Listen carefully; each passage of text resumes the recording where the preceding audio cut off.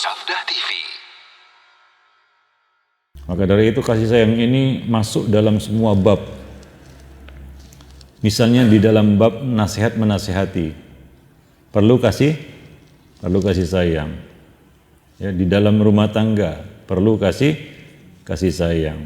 Bahkan di dalam penegakan hudud juga perlu kasih sayang. Ya, perlu kasih sayang.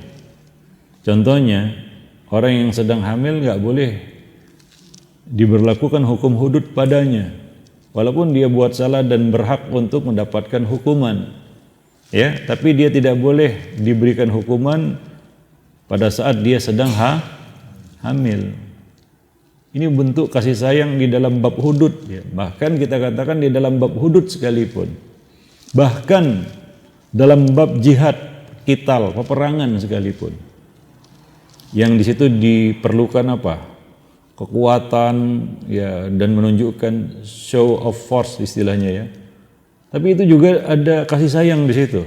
Maka di dalam peperangan kita tidak boleh merusak wajah, membunuh orang yang menyerah.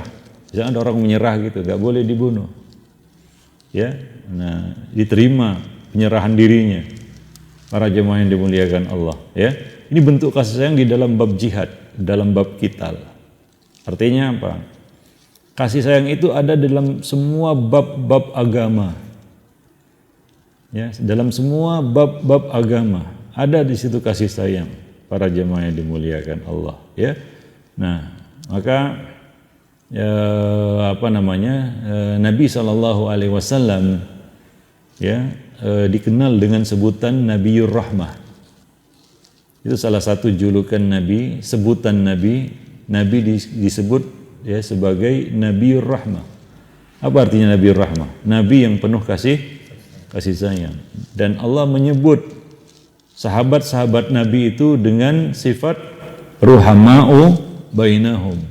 Muhammadun Rasulullah walladzina ma'ahu, yaitu sahabat-sahabat Nabi asyaddu 'alal kuffar ruhama bainahum, ya.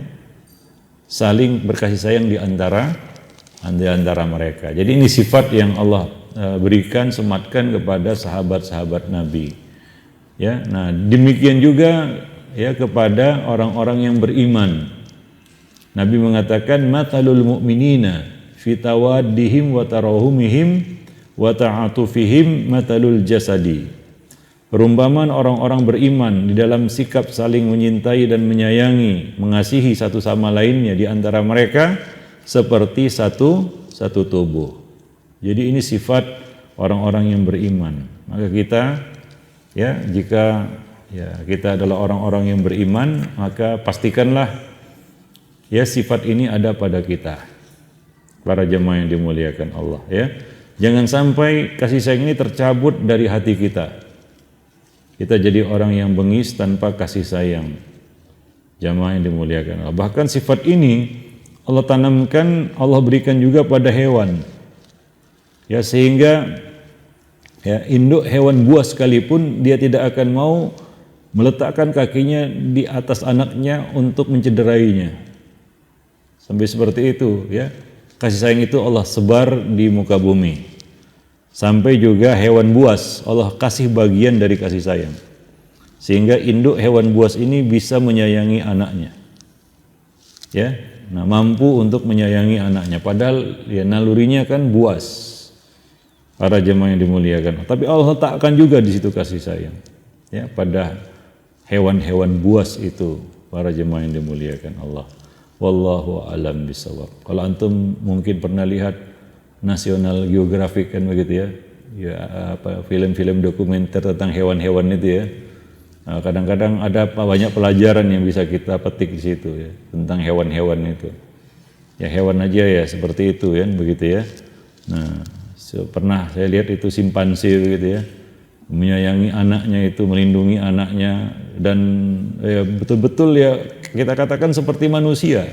Dia macam punya perasaan gitu, kasih sayang. Padahal dia hewan, buas, ya nggak punya akal jelas ya, para jemaah yang dimuliakan Allah. Tapi makhluk yang nggak punya akal ini, yang makhluk tidak berakal kan begitu ya, itulah dia hewan buas ini. Allah letakkan juga kasih sayang. Maka kalau ada manusia yang tidak punya kasih sayang, mungkin itu lebih rendah kedudukannya daripada hewan buas itu. Jemaah yang dimuliakan Allah. Wallahu a'lam bishawab. Baik.